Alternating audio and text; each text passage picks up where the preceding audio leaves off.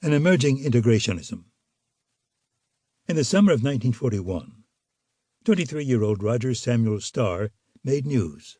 Living with his parents in their posh Park Avenue apartment, having graduated from Yale a few years earlier, he had become increasingly outraged by the discrimination that black people faced in America's developing defense program, and had decided to do something about it. He submitted his Selective Service questionnaire to the local draft board and attached the following note. As a white, the Army wants to place me in a unit with white troops. Perhaps you can help me achieve something I should prefer. I should prefer to be placed with Negro troops, but then they would become mixed troops, American troops. Certainly there are others beside myself in this city who went to school with Negro boys, who learned beside them this history of our country and the theory of its government, and who want to be allowed to contribute their services to their country under conditions that do not hold that theory to ridicule.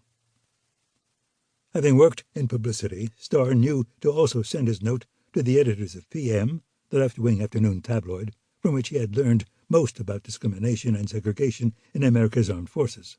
PM, in turn, published a glowing portrait of Starr, and the black press quickly followed suit. Within days, fan mail poured in. Black writer Carlton Moss, who would soon write and narrate the well-known Army documentary The Negro Soldier, thanked Starr and assured him that hundreds of other Negroes and progressive whites deeply appreciate and applaud your democratic stand. A married couple in Washington, D.C. told Starr they admired his spirit and imagination. Your letter to the draft board will have liberals all over the country saying to themselves, "Why didn't I think of that?"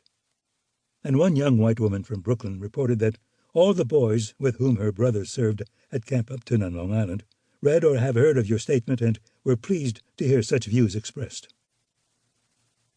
NAACP leaders made the most of Starr's protest since it captured one of their central arguments against Jim Crow.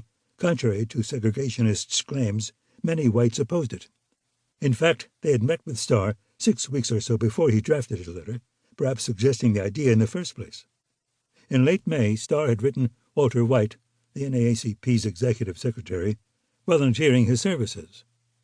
"I haven't much money," he told White, "but I do have a certain amount of time. I hope there will be some way in which your organization might find me useful. I can think of no work from which I would expect to find a greater personal satisfaction."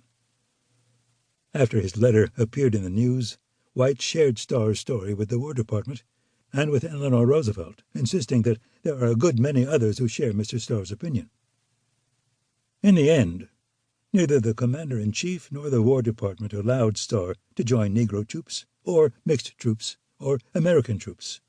The Army drafted him in June 1943 as a private, and he served in a segregated white outfit in China with the Office of Strategic Services. He later recalled that his PM protest trailed him throughout his time in the Army, barring him from admission into officer candidate school.